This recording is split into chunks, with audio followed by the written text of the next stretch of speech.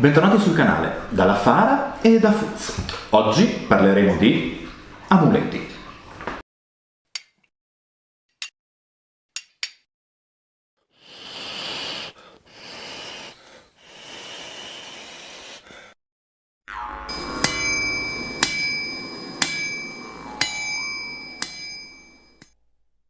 Innanzitutto un piccolo off topic e un ringraziamento ai vari iscritti nuovi al canale. Sappiamo che l'argomento che la Fara tratta è un argomento molto di nicchia, trattato anche in maniera poco probabilmente epicheggiante, eppure ogni giorno c'è qualche nuovo iscritto e ve ne siamo molto grati. E vi ricordo che potete seguirci anche su Instagram e su Facebook, dove trovate più foto delle attività che facciamo e quindi ad esempio sabato è stato pubblicato un piccolo reportage di solo 3 foto del rinizio dei lavori nella Grubenhaus, nella nostra piccola palude. Se non sapete cos'è una Grubenhaus, vi lascio il link al video della Fara dedicato alle abitazioni longobarde. E soprattutto potete sempre supportarci su Patreon se pensate che ne valga la pena. Torniamo a noi. Parliamo di amuleti, di oggetti rituali, di talismani. Ora, questo video non intende essere un video di magia, non è questo ovviamente il nostro focus, noi parliamo sempre di reperti archeologici e di interpretazione degli stessi. In alcuni casi gli archeologi si trovano di fronte a degli oggetti che difficilmente riescono a fornire una funzione pratica. Si riesce cioè difficilmente a comprendere se avessero un reale utilizzo. Di conseguenza spesso ci si vede una simbologia abbastanza forte da entrare nel contesto delle credenze religioso-spirituali di una popolazione. Questo succede anche per i reperti longobardi. Ora, io qui ho un po' di riproduzioni di nostra proprietà, alcune fatte da noi, invece altre fatte da artigiani decisamente più bravi di noi professionisti, e sono riproduzioni degli oggetti tipici a cui viene attribuito una funzione apotropaica e rituale nel mondo funerario longobardo. Iniziamo un pochino da quelle che non sono giudicate veri e propri talismani, ma che hanno una funzione anche simbolica. Quando parleremo del vestiario femminile longobardo e del vestiario longobardo in generale, incontreremo queste cosiddette fibule a staffa. Una fibula ovviamente ha una premessa. Questo è uno dei pezzi che vi dicevo non è stato prodotto da noi, potete vedere la raffinatezza del dettaglio. Questo è opera della Fucina Longobarda e Mazzola, che per noi riproduce alcuni dei pezzi dei nostri corredi quando sono decisamente al di là delle nostre capacità artigianali. Loro sono dei veri artigiani ma anche dei veri artisti e dei professionisti, e quindi sono in grado di creare queste meravigliose riproduzioni. Torniamo a noi, la fibula a staffa.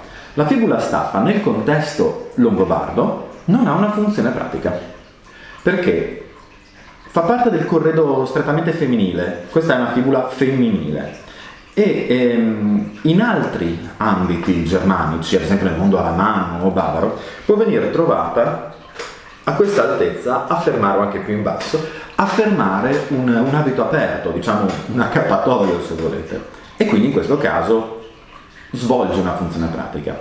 Nel contesto longobardo invece vengono ritrovate normalmente lungo il femore e si suppone che venissero appese a dei nastri che pendevano dalla cintura. Conseguentemente la loro funzione era probabilmente nulla a livello pratico, ma doveva avere un grosso valore simbolico e probabilmente identitario. Un esemplare non molto diffuso nelle tombe longobarde è la cosiddetta fibula a braccia uguali. Qui passiamo al corredo maschile. Si chiama fibula a braccia uguali perché, come vedete, c'è un arco ma non è asimmetrica come invece le fibule a staffa femminili, e veniva portata solitamente sulla spalla a fermare un mantello rettangolare. In questo caso quindi abbiamo una funzione pratica e infatti normalmente non vi si vede grandi simbolismi rituali. Questa specifica fibula a braccia uguali, anche in questo caso una riproduzione dei Mazzola, potete vedere, ma poi vi lascerò in link i riferimenti bibliografici, un volto sbalzato sulle due parti più larghe della fibula. Ecco, secondo l'interpretazione della storica dell'arte che ha analizzato i vari reperti in stile zoomorfo e animalistico longobardo in Italia, in particolare quelli conservati presso il Museo Archeologico Nazionale di Cividale del Friuli, questo volto sarebbe Godan, cioè il Wodan germanico che presso i Longobardi era chiamato Godan, e questa divinità quindi archetipicamente collegata poi a quello che sarà l'Odino scandinavo. Per questo abbiamo voluto aggiungerla a questa piccola disquisizione. San Mauro, necropoli di San Mauro. Passiamo ora agli elementi che hanno una funzione più prettamente rituale, almeno per quello che fino ad oggi si è riuscito a intendere. Sono diffusi sempre nelle tombe femminili i cosiddetti dischi solari, spero che si intraveda abbastanza. Sono dischi in bronzo traforato di diverse misure che venivano fatti penzolare, anche in questo caso, dalla cintura delle donne. Ora, per gli esemplari più grandi si è ipotizzato che potessero anche contribuire alla chiusura di scarselle, perché vengono trovati all'interno di terricci più scuri che lasciano intendere la presenza di un materiale organico che è andato a decomporsi, e quindi probabilmente del cuoio. Sono questi, tra l'altro, i famosi dischi di bronzo a cui faceva riferimento Silvio nel precedente video sui materiali di importazione bizantina, perché intorno al disco di bronzo veniva fissato anche il disco di avorio di cui lui vi ha parlato. Troverete il link in descrizione anche al video di Silvio.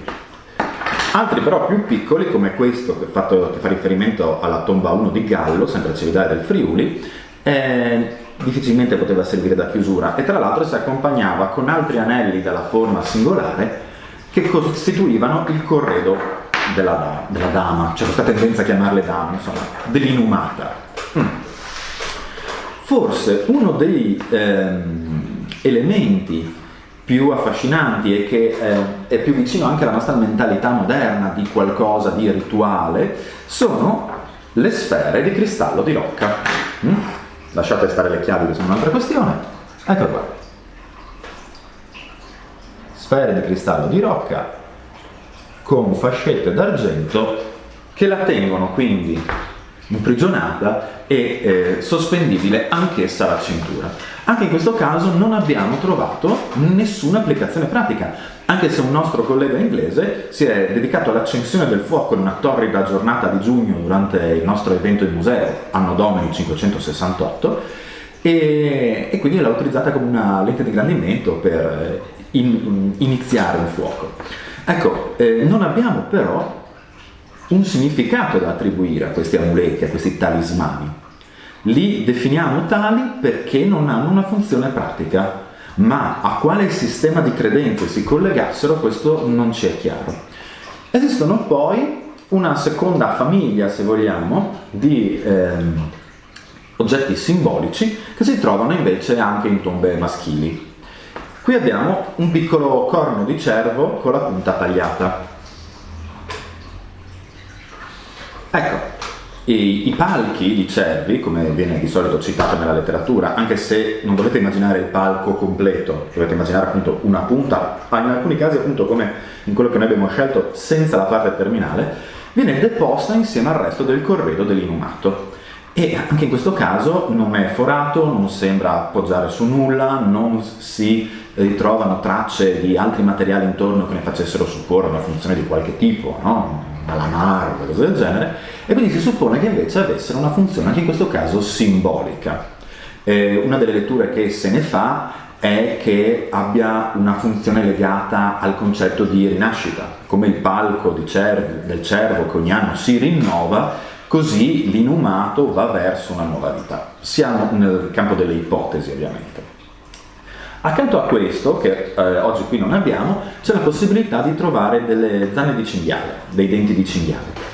Questi elementi, tanto il corno di cervo quanto i denti di cinghiale, non sono frequentissimi, sono presenti, ma spesso in un elemento singolo nella tomba e non se ne trovano altri magari nella stessa necropoli. Quindi non sappiamo quanto fosse sentito questo genere di simbolismo e se avesse anche un legame specifico magari con un nucleo etnico originale di riferimento o con un ruolo all'interno della famiglia o della comunità. Non lo sappiamo. Solo così, visto il fatto che fra chi ci segue ci sono molti amici e colleghi rievocatori. Ecco, se voleste passare al periodo longobardo, vi prego non riempitevi i denti di cinghiale come un orco di World of Warcraft. Non è questo il numero di elementi ritrovati nelle tombe. Ecco, questo è quello che da un punto di vista del dato materiale noi possiamo definire appunto talismani, amuleti e oggetti con funzione rituale. Non potremo probabilmente mai conoscere il loro reale significato, la lettura del simbolismo alle loro spalle, perché purtroppo la mancanza di fonti storiografiche al riguardo ci lascia sostanzialmente orfani. Chi ci segue sin dall'inizio sa che noi facciamo spessissimo riferimento a Paolo Diacono, Paolo di Warner Friedel, lo storico longobardo per definizione, che scrive alla fine dell'VIII secolo, dopo la caduta del regno longobardo, essendo un longobardo di Cividale, pur con una storia personale di gran pregio, di gran lustro all'interno delle istituzioni dell'epoca. Paolo Diacono fa dei riferimenti alle credenze tradizionali dei longobardi prima della conversione al cristianesimo. Spesso definendola anche ridicolissima fabula, ad esempio quella che fa riferimento proprio alla presenza del dio Godano. Di conseguenza è probabile che molte delle nozioni di cultura tradizionale longobarda, che ai suoi tempi dovevano essere ancora tramandate a livello orale, magari nella fascia più bassa della popolazione o in quella più anziana, non ci siano arrivate semplicemente perché, essendo lui un uomo di chiesa, non era interessato a tramandarle. Non abbiamo fonti di altro tipo, non abbiamo fonti poetiche simili a quelle dell'epica germanica che altre popolazioni hanno lasciato, e quindi tutto questo sottobosco di significati e di immaginario ci viene completamente negato. Chissà che un domani qualcosa non venga alla luce, ma in ogni caso è molto probabile che l'interpretazione di questi oggetti rimarrà sempre legata a una generica funzione rituale. Vi lasceremo sempre in bibliografia ovviamente dei testi per fare ricerche più approfondite, se volete, o per vedere i pezzi originali. Si suppone che piano piano adesso l'Italia si stia muovendo verso la riapertura delle zone gialle. In questo caso vi ricordo: visitate i musei, è il modo migliore per avvicinarsi a questo meraviglioso periodo.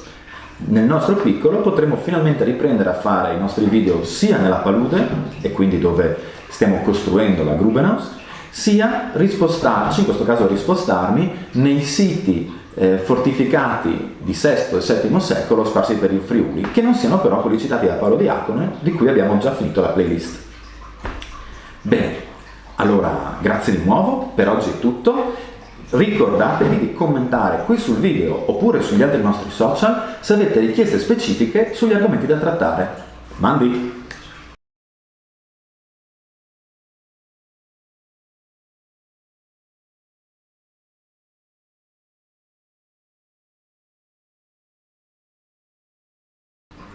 Bentornati sul canale, dalla Fara, da Fuz e da Zelda. Oggi parleremo di giochi per i gattini.